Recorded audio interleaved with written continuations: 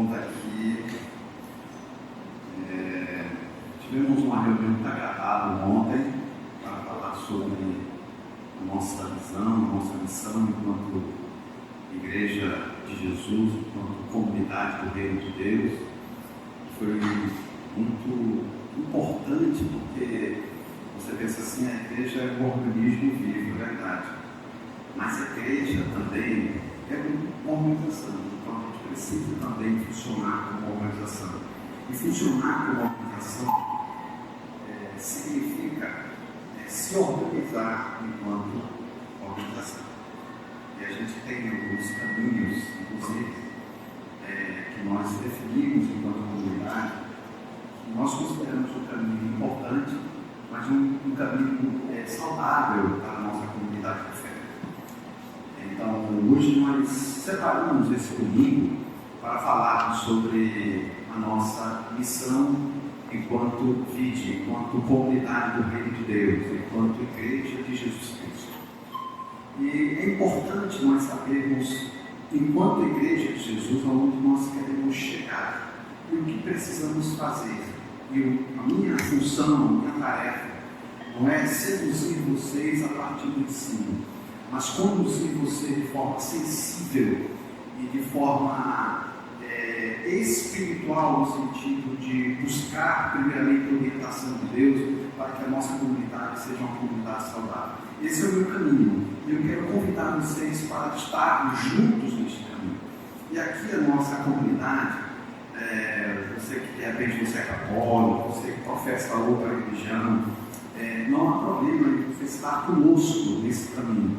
E aí a gente vai aprendendo juntos, a gente vai construindo juntos essa comunidade do Reino de Deus, e que nós não queremos ser uma comunidade religiosa que está na culpa, que está na opressão, que de alguma maneira tenta te conduzir para uma vivência de espiritualidade pesada, uma vivência de espiritualidade dura, uma vivência de espiritualidade até mesmo cruel. Nós queremos ser a comunidade de Jesus. A comunidade de Jesus é uma comunidade de amor não só na minha relação com Ele, mas é uma comunidade de amor em que nós possamos partilhar deste amor uns com os outros. Eu estava ali conversando com o pessoal, que antes de hoje, como vai ter ceia, a gente decidiu primeiro servir as meninas do Vitinha, né? Que cuida das crianças, que ensina as crianças, que levam a essa relacionamento permanente com Jesus também.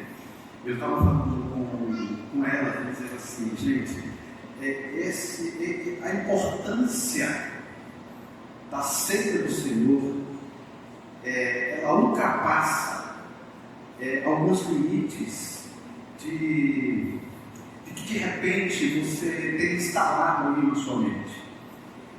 Eu, por exemplo, uma das coisas que eu falei para elas, eu fui numa comunidade uma comunidade americana ministrar uma vez, e eu me assustei porque eles serviram para mim uma taça para compartilhar aqui com os sacerdotes, pastores, e quando eu tomei era um vinho valendo mesmo. Eu achei gostoso, né? Mas eu me assustei porque, caramba, como assim? E aí, quando eu estava vendo o nosso suco de uva, ele é doce. O nosso suco, que lembra o sacrifício de Jesus, não pode ser doce. Ele precisa ser sem açúcar. Ele precisa ser amargo. Porque nós precisamos nos remeter a esse lugar do sofrimento de Jesus, que foi capaz de nos salvar e garantir a vida eterna nele mesmo, em Cristo Jesus. A partir disso, eu queria que você abrisse sua Bíblia em Mateus capítulo 28, versículos 16 em diante, que retrata ali aquilo que nós queremos nesta manhã de domingo, levar vocês a uma compreensão acerca da nossa missão. A nossa missão é levar pessoas a um relacionamento permanente com Jesus. Essa é a nossa missão. Nós queremos ser esta igreja em que juntos possamos ser suporte um do outro, não apenas para vivermos um relacionamento permanente com Jesus, enquanto comunidade do reino de Deus, mas também viver isso na nossa sociedade, para que a partir disto, possamos juntos vivermos a experiência de sermos discípulos de Jesus, nessa jornada de um relacionamento permanente com Jesus. Mas aí, a partir disto, a partir da missão de levar pessoas a um relacionamento permanente com Jesus, você diga assim: mas caramba, como levar pessoas a um relacionamento permanente com Jesus? Como levar pessoas a um relacionamento permanente com Jesus, uma vez que nós escutamos tantas vozes, não é verdade? Vozes em nome do Evangelho, vozes em nome da frase, nós somos uma igreja bíblica. Toda a igreja que você passar aí, cara, evangélica ou cristã, você vai dizer, nós somos uma comunidade pautada na Bíblia. Os sermãos, ou do padre, ou do pastor, ele vai basear o texto dele lá, olha, a minha homilia hoje, a minha reflexão hoje, a minha conversa hoje, está registrado aqui na Bíblia. Então as comunidades, elas defendem que são bíblicas. Mas bíblicas a partir de que olhar? E eu não defendo aqui que a minha visão é a visão cristalina de Deus. A minha visão sobre Deus é uma visão a partir daquilo que eu compreendo Deus. Eu uso uma lente para fazer as minhas leituras bíblicas, para a minha condução na minha relação com Jesus. Mas isso não retrata a verdade cristalina sobre Deus. Então é importante se pensar assim. A sua visão sobre Deus não retrata a verdade absoluta sobre Deus. Porque senão você vai entrar num embate, você vai entrar numa confusão teológica e até machucar as pessoas em nome da religião, ou em nome da sua visão sobre Deus. Então quando eu converso com alguém sobre Deus, eu digo assim, ó, eu vou te apresentar, eu vou falar para você aquilo que faz sentido para mim. Pode de alguma maneira, de repente, fazer sentido para você. Mas eu não estou aqui para seduzir ou convencer você que a minha lente a partir de Deus é a lente perfeita. É a lente mais acertada. É aquela que mais se aproxima de Deus. Eu tenho uma lente.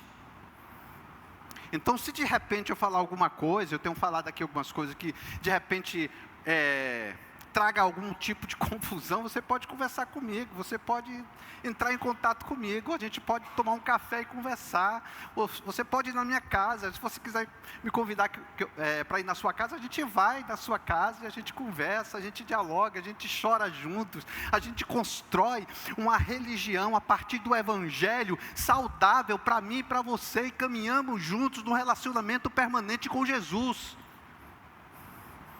Isso é o que nós queremos, onde nós queremos chegar. Mas a partir dessas vozes, né, desses delírios religiosos, como chegar a um relacionamento permanente com Jesus? Como chegar a um relacionamento permanente com Jesus, por exemplo, a partir da teologia do domínio, em que eles defendem que o cristianismo se propõe não apenas a evangelizar, a falar de Deus, a ensinar acerca de Deus, mas também ocupar os ambientes de poder do Estado. E aí ele vai ter um texto bíblico que fundamenta isso. E o texto bíblico é em Gênesis capítulo 26 e 28, que diz o quê? O que é que Deus falou para o homem? Dominai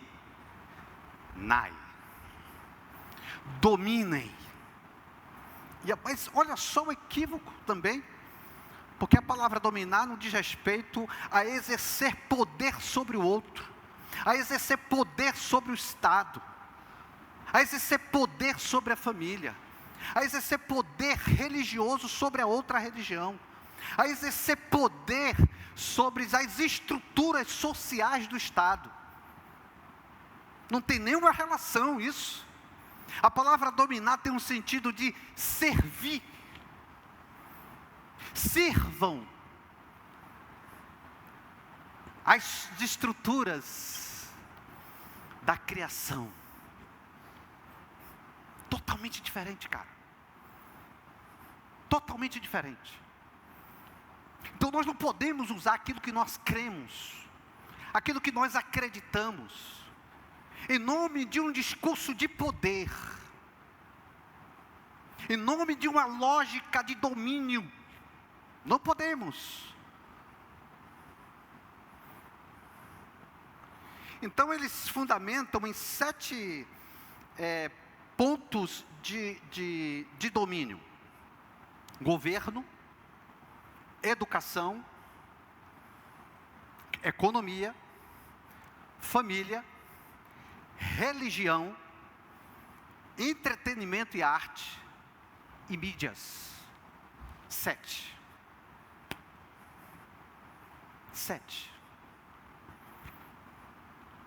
Em nome do Evangelho.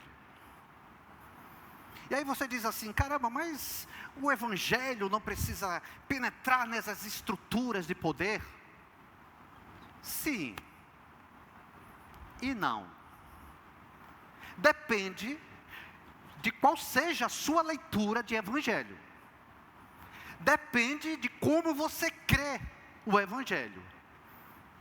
Porque o Evangelho não se propõe a estabelecer domínio e a embarcar numa lógica de poder da nossa sociedade. Então, por exemplo, vamos ler aqui o texto agora de Mateus 28, 16 em diante. Jesus vem aí de um processo de sacrifício, Jesus ressuscita, e Jesus convida os discípulos para um monte. Falando em monte, a gente já sabe que tem algo aí importante a ser dito, né? O Monte Moriá, o Monte Horebe, o Monte Carmelo, onde Deus se manifestou aos profetas, aos patriarcas. Depois vem o Monte da Transfiguração no Novo Testamento, o monte o quê? Em que Jesus aparece, se apresenta com a glória de Deus, em que Pedro, Tiago e João dizem assim para Jesus: caramba, vamos fazer uma tenda aqui, que o negócio aqui está muito bom, bora ficar aqui, que está muito gostoso, nós nunca tínhamos vivido essa experiência da espiritualidade, então vamos ficar por aqui. E Jesus, não é bem assim não. Teve um monte chamado Sermão do Monte, um sermão de Jesus baseado na trilha que o discípulo precisava ser e fazer. Capítulo 5, a partir do capítulo 5 do livro de Mateus. Existe o Monte das Oliveiras, o lugar da manifestação do Messias enquanto servo sofredor. Ali tem uma mensagem importante para toda a humanidade, e a mensagem importante para toda a humanidade é o quê? Está consumado, está pago, está totalmente pago. O meu sacrifício é suficiente para salvar, restaurar, recuperar, trazer de volta essa humanidade para mim. Tem mensagens importantes nas manifestações de Deus no monte. E Jesus chama esses discípulos para estarem no monte. Veja só o que diz o texto. Então os 11 discípulos partiram para a Galiléia e foram ao monte que Jesus havia indicado. Jesus tinha algo importante para falar para os seus discípulos. Mas é preciso ter cuidado com a literalidade bíblica. Essa questão de mostrar outra face, né? Se o cara dá um tapa em ti, você vira outra face e bate mais. aqui desse lado. Ou se a tua mão te faz pecar, corta a tua mão.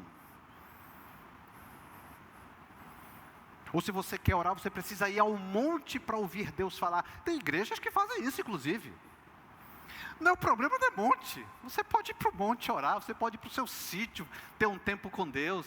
A questão é quando você pega os textos bíblicos e enrijece, cristaliza esses textos bíblicos. Isso é perigoso. E não estou dizendo também que alguns textos bíblicos não podem ser lidos literalmente.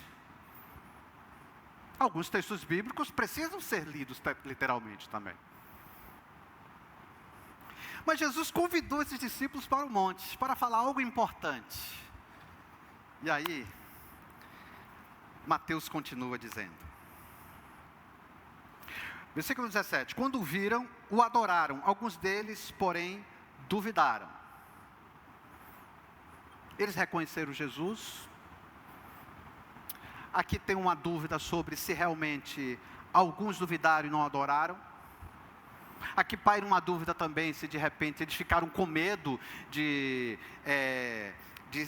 reconhecer Jesus enquanto Deus, e a partir disso ter consequências ou repercussões do tipo perseguição.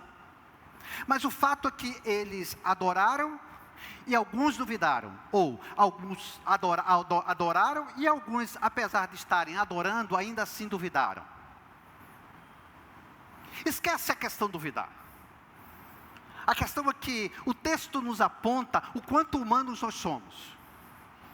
E que a vida cristã não é uma caminhada ou uma jornada de perfeição. É muito comum, inclusive, algumas pessoas falarem assim: rapaz, eu gosto da tua igreja, eu gosto daquilo que você acredita, eu inclusive acredito naquilo que você acredita, mas quando eu parar de beber, quando eu parar de fumar, parece que a vida cristã é uma relação de regras. E a vida cristã não se trata de regras. A vida cristã não é só dogmas, nós acreditamos em alguns dogmas. Mas se você olhar o texto bíblico majoritariamente fala de um relacionamento com Jesus, e não de decorar dogmas, ou seguir algumas regras de algumas igrejas. O Evangelho não fala sobre regras. O Evangelho fala sobre a verdade, e a verdade é uma pessoa, e essa pessoa nos convida a um relacionamento permanente com Ele, a uma jornada com Ele. O texto que eu baseei a nossa jornada de descanso, fala disso. Vinde a mim todos vós que estáis cansados, e no final diz o seguinte: e aprendei de mim. A vida cristã é uma vida cristã de relacionamento, a vida cristã é uma vida com Jesus de experiência, e a vida com Jesus é uma jornada de aprendizado, dia a dia, é contínuo isso. Não damos conta de abarcar tudo sobre Deus. Por isso que a vida cristã é uma vida de processo, o relacionamento com Jesus é uma caminhada de processos. Talvez deslizes, pecados, falhas, que você ainda persiste, né? Ou porque você não dá conta, e vive essa prática, e cara, fica frio com isso. Não transforma isso num peso. Porque a vida com Deus, ela não é vista por Ele a partir de um recorte, é a partir do todo. O fato de você estar aqui hoje, cara, eu fico feliz demais. Porque você está querendo viver a espiritualidade a partir da coletividade, você está querendo viver a dimensão comunitária a partir da caminhada uns com os outros, e isto é Evangelho, e isto é vida cristã, isso é uma jornada de relacionamento, isso é uma caminhada com Jesus, isso é uma caminhada da comunidade de Jesus. Então Mateus continua e diz assim, por mais que você tenha as suas fragilidades no momento da adoração, no momento do relacionamento com Deus, no momento do seu relacionamento com o seu cônjuge, não é cônjuge, tá? É cônjuge, tá? A partir do seu relacionamento com seu filho, com seu pai, vão existir pontos frágeis. Mas isso não te define enquanto ser humano. Você não pode pegar esse recorte e falar assim: eu não consigo viver um relacionamento permanente com Jesus. Um relacionamento permanente com Jesus é uma caminhada de aprendizado. Então, apesar das suas dúvidas, apesar das suas fragilidades, continue adorando, porque Jesus, apesar de reconhecer no ser desses discípulos que eles estavam duvidando, Jesus disse assim: olha, vão para lá, vocês não conseguem adorar, vocês não conseguem ter um relacionamento comigo, apesar de eu ter ressuscitado e demonstrado tudo o que vocês precisariam saber, eu ensinei a vocês aquilo que precisava ser ensinado, vocês viveram algumas experiências comigo, e apesar de eu ressuscitar, vocês ainda estão duvidando, então dá um chega para lá desses caras. A religião faz isso. Jesus não deu um chega para lá em Judas. Aí você diga: não, mas tem que cumprir a profecia. Ok.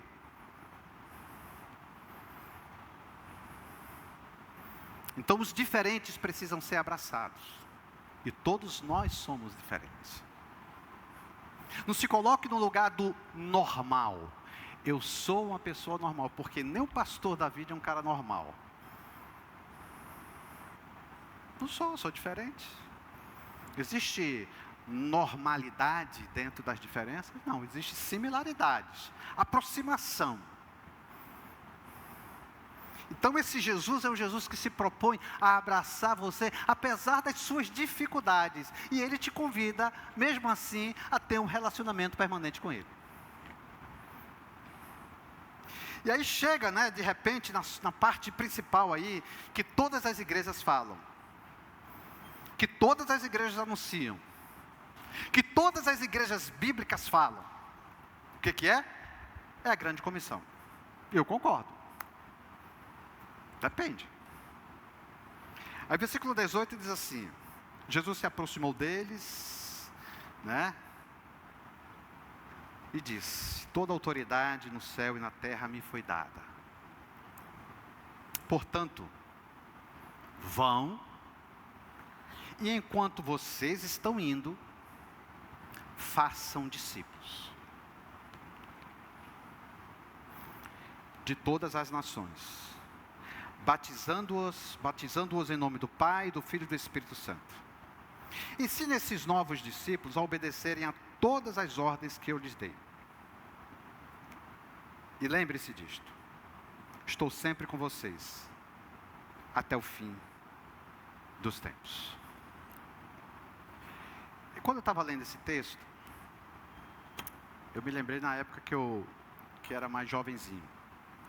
Eu era um adolescente. Quando minha mãe pedia alguma coisa: meu filho vai lavar esse prato, meu filho varre essa casa, varre esse ambiente, meu filho faz um favor para mim, vai lá no supermercado, vai lá na vendinha e compra isso para o papai, compra isso para a mamãe. Eu saía meio emburrado às vezes. Caraca, só eu. Ficava meio chateado com isso. Mas eu ia. Não tinha opção mesmo. Eu sou obrigado mesmo, né? Meus filhos não fazem isso. Quando eu peço uma coisa para eles imediatamente eles fazem. Meus filhos fazem isso, porque eles são filhos de pastor. Brincadeira, né? Esse peso não põe sobre ele. Inclusive, eu não vou falar o nome da escola, mas se você ver meu Instagram, você vai ver onde ele estuda. Mas enfim, eu não vou falar aqui. Aí eu fui convidado, eu cheguei na escola, aí eu fui procurar meu filho, aí na cantina não estava, e aí no parque lá, no espaço de brincadeira também não estava. Eu disse: cara, tem meu filho. Aí eu perguntei para o instrutor, né, o monitor, sei lá o nome, o disciplinador, enfim. Aí disse: cadê o fulano? Não vou falar o nome do meu filho, né? Aí está na secretaria. O que é que ele fez? E eu fui na secretaria. Cheguei lá na secretaria, aí tinha uma treta lá, né? Mas quem não fez treta na escola? E aí, cheguei lá, aí o discurso começou assim, seu filho está aqui, ele fez isso aqui, mas eu já falei para ele que ele precisa dar exemplo, porque ele é filho de pastor. E filho de pastor não erra? Filho de pastor não faz tolice? Eu faço. Por que meus filhos não podem fazer? Eu não estou autorizando vocês a fazerem tolice, tá? E eu disse, olha, deixa eu fazer uma observação aqui para você. É verdade. Ele é filho de Valmir, que é pastor. Ele não é filho de pastor. Porque filho de pastor imprime o quê? Um peso muito grande. E eu não coloco o peso na vida dos meus filhos por eu ser pastor de igreja. Então eu não quero que a escola traga esse título para o meu filho. O fulano é filho do pastor Valmir. Não, o fulano é filho de Valmir. Existe até um problema aqui na vida, porque o Ronde não tinha problema com chamar Ronde ou pastor Ronde. Quero dizer para vocês que eu também não tenho problema. Você pode me chamar de pastor Valmir, eu também não tenho problema. Você pode me chamar de Valmir, também não tem problema. Estou de boa com isso. Não é o título que me faz pastor, é a atitude que me faz pastor. Então esse lugar de perfeição, esse lugar de obrigatoriedade, não é o lugar de um discípulo de Jesus. Claro, você pode se acordar domingo de manhã e dizer assim, caracas, estou afim de assistir a Fórmula 1. Não tem problema, você pode ficar na Fórmula 1. Você não é obrigado a estar aqui. Não há problema de algum dia você acordar cansado, estar estourado da semana e dizer assim, poxa, hoje eu não vou para a igreja, hoje eu vou dormir mais um pouco. Mas a importância de viver comunitariamente é importante. Nós não caminhamos sozinhos neste mundo. Nós não caminhamos na nossa estrada, só nós existimos. Não, nada disso. Existe uma importância de nós, enquanto seres sociais, de compartilharmos as nossas experiências, inclusive de Deus. Então a vida cristã é uma vida de obrigatoriedade. Essa jornada, esse caminho, estas verdades que Jesus fala no monte, diz assim, vocês precisam ir, e enquanto vocês estão indo, vocês precisam ensinar, e enquanto vocês estão ensinando, vocês precisam batizar em nome do Pai, do Filho e do Espírito Santo. Isso não é uma obrigatoriedade. Nós não podemos pegar esta verdade e entender assim, caramba, agora eu preciso varrer o chão, porque papai e mamãe pediu para eu varrer esse chão aqui, caramba. Né? Deus me pediu para eu falar de Jesus, para eu ensinar as pessoas, para eu convidar as pessoas a viver um relacionamento com Deus comigo. Caramba, quanto isso é difícil, caramba, difícil demais.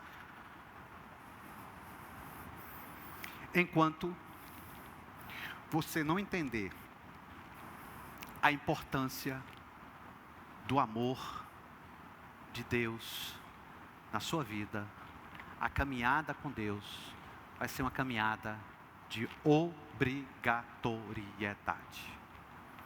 Vai ser uma jornada de muito peso. E aí você vive a religiosidade.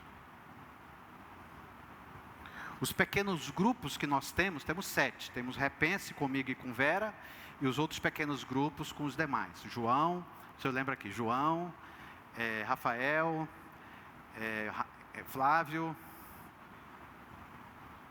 Marisa, Jimmy, são esses, né? Eu acho. É um convite para vivermos a espiritualidade juntos. Para escutarmos o sofrimento, as dores, as dificuldades, as fragilidades, e estarmos juntos, construindo um relacionamento saudável com Jesus. Então a vida cristã não é uma vida de peso. Então você precisa entender, eu faço isso por quê? Por que eu faço isso? Porque eu estou domingo de manhã podendo estar na piscina, cara. Podendo dormir até tarde. Em nome de quem eu estou aqui na vida? Precisamos saber que estamos aqui juntos porque nós amamos Jesus e uns aos outros. E queremos viver a experiência comunitária. É o convite de Jesus. O convite de Jesus é para viver o Evangelho numa perspectiva comunitária, como uma perspectiva de uns aos outros. Na troca, no crescimento, nas fragilidades, nas conquistas, nas celebrações, nos avanços, na recuperação. Esse é o convite de Jesus para viver o Evangelho.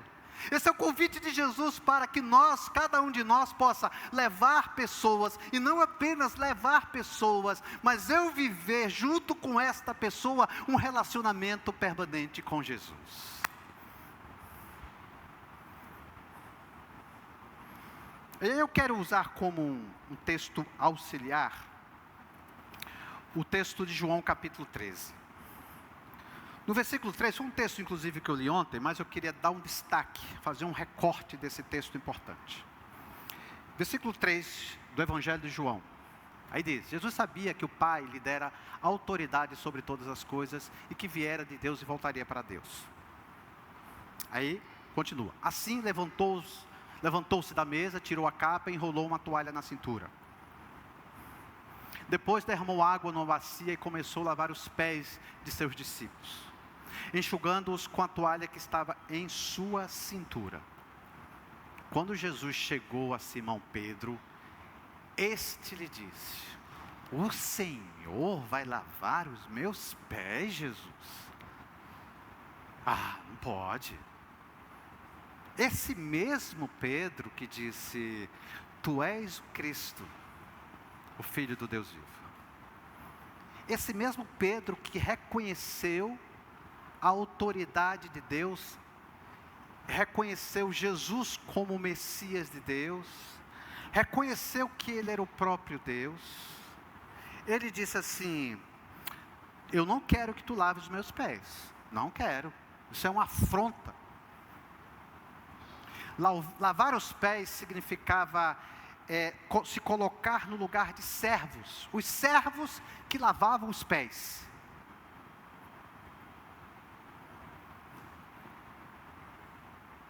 Tomás de Aquino, quando lê esse texto, ele entende assim,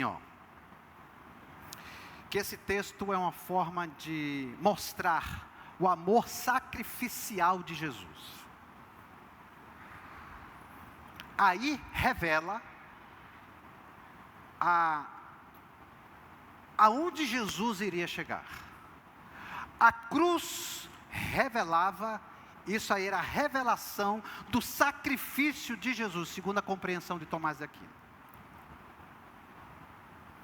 Orígenes, outro pai da igreja, vai entender que esse texto era uma maneira de mostrar a importância da purificação espiritual, ou seja, de perdão dos pecados. Mas Agostinho e um outro que eu acabei de esquecer, Gregório de Nissa, ele tem uma compreensão diferente desse texto. Eles dizem o seguinte: Gregório de Nissa vai dizer o seguinte, que essa atitude de Jesus, que Pedro estava se negando a se colocar neste lugar, e por sua vez, aceitar esse Messias de Deus como servo, Agostinho vai dizer que esta manifestação, essa atitude de Jesus, é uma atitude que revela uma lógica de poder invertida. Lógica de poder invertida. Gregório de Nissa vai se aproximar disso dizendo o seguinte, que essa atitude de Jesus revela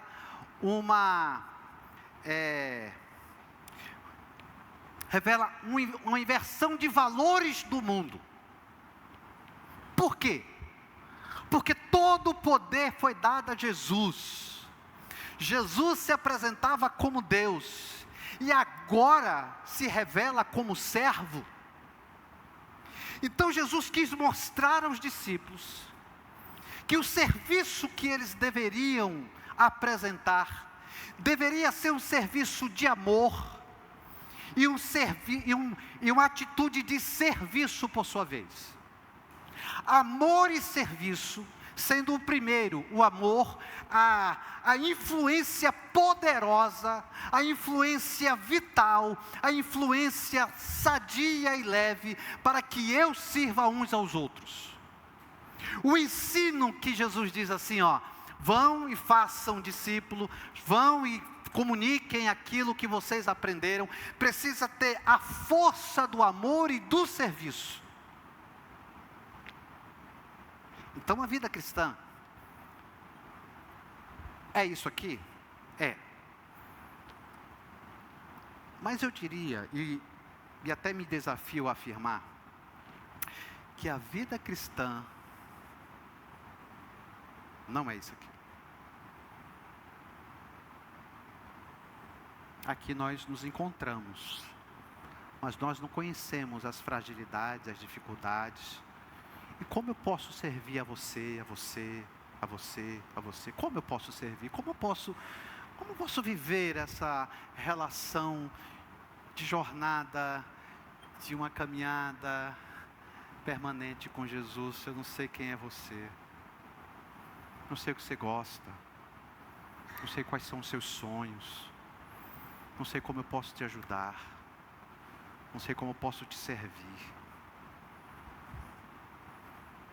Então a lógica de poder da igreja, que diz que ela precisa dominar, é uma lógica que vai na direção do mesmo comportamento social. E nós, enquanto igreja de Jesus, precisamos ser a igreja do amor e do serviço. Algumas vezes eu vim aqui pregar e eu disse assim, caramba, eu queria estar em casa. Verdade. Mas isso não é a parte principal da minha caminhada com Jesus. Isso não é um recorte que traduz a minha caminhada com Jesus. Então eu fico feliz se você está aqui. Eu fico muito feliz de nós estarmos juntos enquanto comunidade de Jesus hoje aqui. Cantamos juntos, celebramos juntos, tomamos café juntos. E sinceramente eu gosto disso aqui. Mas a caminhada com Jesus é um convite para um relacionamento com Deus e um relacionamento uns com os outros. Sabe o que Jesus falou? Olha o que diz o texto. Jesus respondeu: você não entende agora o que eu estou fazendo, mas algum dia entenderá. Lavar os meus pés? De jeito nenhum, protestou Pedro. Jesus respondeu: se eu não os lavar, você não terá parte comigo. Você não terá comunhão comigo. O serviço é algo importante. E Jesus se apresentou como servo de Deus. Aquele que veio servir. O Filho de Deus, o próprio Deus, se propôs a servir. E nós, enquanto comunidade do Reino de Deus, enquanto Igreja Batista Videira, enquanto vide, como nós podemos servir uns aos outros? Como? Vá para sua casa com essa pergunta. Viva a semana com esta pergunta. Pode ser sofredor, pode ser inquietante, pode ser angustiante. Mas eu queria que você levasse essa pergunta. Porque o reino de Deus não é só celebração. Apesar de eu entender que reino de Deus é a partir do momento que eu saio dali, desse espaço, e vivo a minha relação com a minha família, com os meus filhos, com os meus amigos, com a minha profissão, com os seus negócios. O Evangelho vive lá. Aqui é um momento celebrativo. Então leve essa pergunta para você e pensa assim: como eu posso responder essa pergunta? Chegue com Deus e diga assim: Senhor, me ajuda a responder essa pergunta. Senhor, como eu posso viver a dimensão do reino de Deus a partir do amor e a partir do serviço? Como, Senhor, eu posso viver um relacionamento permanente com Jesus, uns com os outros? Eu queria encerrar com essa pergunta para você. Que a nossa alegria de servir a Deus não retrate os nossos comportamentos infantis que um dia tivemos, que de repente se apresente até hoje. Puxa vida, eu não queria lavar essa louça, eu não queria varrer essa casa, eu não queria, enfim, mas eu tenho que ir. Caramba, como é duro isso, como é difícil isso. Que o amor de Deus possa ocupar e preencher todos os nossos vazios. Que quando você olhar para você, você encontre Jesus. Inclusive eu tenho dito aqui, que a vida é tudo sobre Jesus. Vamos ficar em pé? Vamos cantar essa canção. E como uma demonstração, ou talvez um símbolo importante da nossa saída hoje aqui, eu queria que você saísse aí do seu lugar, juntasse aqui, ó, pegasse na mão um do outro. Talvez você diga assim: eu não gosto de pegar muito na mão não, pega no ombro aqui. Se junta aqui, ó, enquanto comunidade do reino de Deus, enquanto igreja de Jesus, enquanto a igreja que compreende a importância de um relacionamento permanente com Jesus, mas não vai se conseguir sozinho. Você não consegue viver o Evangelho sozinho. O convite de Jesus é para que possamos viver os relacionamentos uns com os outros. Diferente, alguns mais frágeis, outros se apresentam com mais força e vigor, mas não importa como você esteja, segura a mão aí do teu irmão e não solta mais. Não é isso que diz aí, ditado por aí, né? Nós não vamos soltar as nossas mãos, não vamos soltar as nossas mãos aqui, porque isso pode ser discurso político. Discurso político um dia vai embora. Os mitos políticos, sejam eles da esquerda ou da direita, vão embora, cara. O Evangelho de Jesus fica aqui, ó, dentro de nós, para vivermos a experiência comunitária, para vivermos a experiência com Jesus, para vivermos a experiência uns com os outros. E isto é que deve prevalecer em nós. Essa confusão que está aí, cara, eu não quero me meter nesse negócio não. Quero viver a vida cristã com vocês aqui, ó. Muito embora a igreja precisa se apresentar com o Evangelho de Jesus. E alguns aqui podem ser de esquerda, de direita, não tem problema algum. Isso não define você. Você é muito mais que isso. Mas você precisa se pronunciar enquanto igreja do reino de Deus, enquanto discípulo de Jesus. Precisa. E não precisa de pauta para isso, de pauta de esquerda e de direita. Você precisa se apresentar como discípulo de Jesus. Vamos cantar? ao que venceu a morte, ao Criador da vida, a minha sorte. Quando não vi saída, Tu és Deus. Quem sou eu pra negar o Teu poder?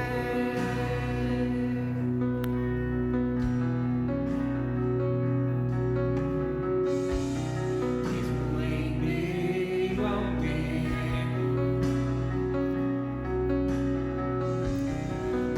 ao meu encontro, já não sou mais o mesmo, já não sou mais o mesmo. Tenho um novo canto. Tu és Deus. Quem sou eu? Quem sou eu pra negar o Teu poder?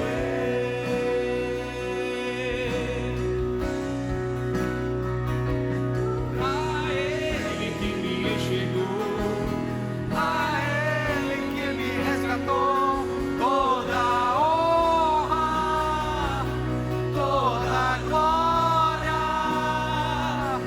A Ele que comigo está e nunca me abandonará, toda honra, toda glória. Tu és Deus. Quem nós somos? Quem nós somos pra negar o Teu poder? O Teu poder. Tu és Deus. Quem sou eu pra negar o Teu poder? O Teu poder.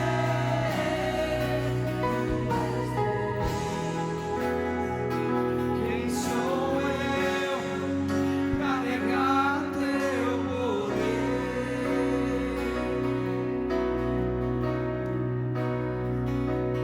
A Ele que me enxergou, a Ele que me resgatou, toda honra, toda glória.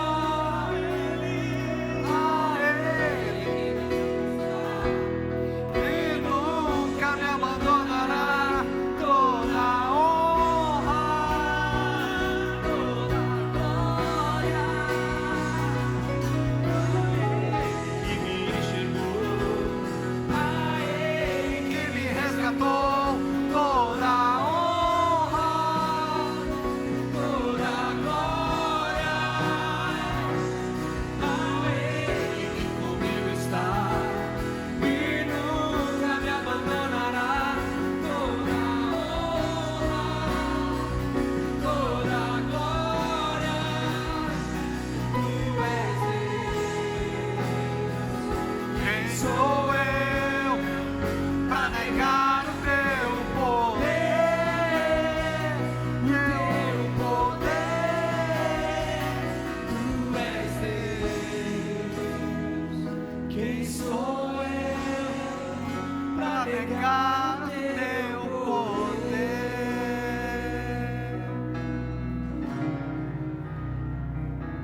Amém. Obrigado, Senhor. Obrigado por aquilo que cantamos e por aquilo que aprendemos. Que isso possa, que tudo isso possa criar raízes dentro do nosso ser. Que possamos sair daqui pensando assim: Senhor, como eu posso servir as pessoas? Como eu posso, junto com a igreja que eu pertenço, a comunidade chamada Igreja Batista Videira, como eu posso servir? Como eu posso, Senhor, às vezes falta ânimo, às vezes falta uma compreensão, algo mais forte dentro de mim. Mas que cada um de nós possa olhar para Jesus como nosso Deus que nos ensinou a vivermos a dimensão dessa humanidade a partir do serviço.